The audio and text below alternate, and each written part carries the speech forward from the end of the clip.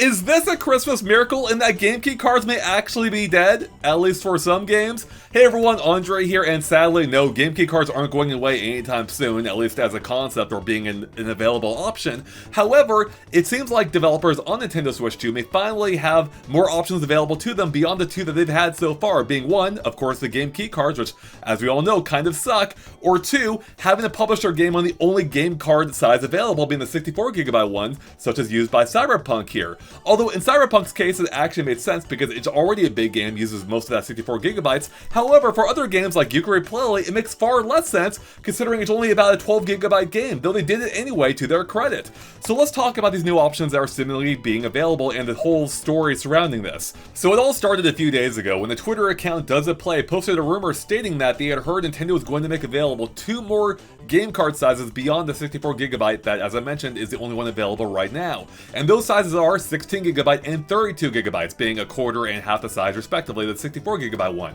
which would be huge for game developers as a ton more games would be able to fit on those sizes and would be more economically sustainable for them. But then a few days ago, the developer of R-Type Dimensions 3 being in Games basically confirmed the rumor by tweeting this out, in which they said there's no better timing. 2 days ago, Nintendo announced two smaller cartridges of the sizes available for Nintendo Switch 2, basically confirming the 16GB and 32GB sizes that had been rumored, and that this recalculation, again being presumably much cheaper than the 64GB card, allowed them to publish the game as a physical cartridge rather than a game key card, which is huge news and super exciting for fans of actual physical media.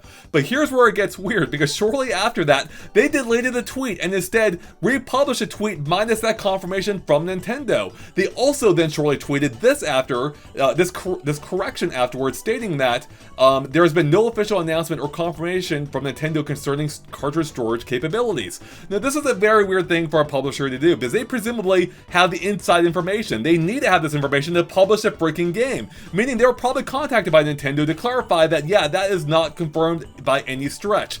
But at this point, I think the cat's out of the bag. This basically backs up or confirms the fact that, yeah, more sizes are coming, which is huge news because this will open the floodgates to the developers of smaller games and making it actually viable for them to publish the games, presumably at a price point that makes sense for them. Which again, shout out to Playtonic Games for actually publishing Yooka-Laylee despite only having access to the 64GB file size, and this game using not even a quarter of that as far as I'm aware. So that's pretty cool they did that, and in case you're curious as to why they did that, I actually have a whole interview with the lead developer of the game in which he explained why they published it on a physical game cartridge rather than the game key card. So go give that interview a watch if you want to. I'll link in the description below. Otherwise, that's pretty much the news for you, in that while it's not technically confirmed, it seems like it's all but confirmed at this point, in that, yeah, there are more physical size of game cartridges coming.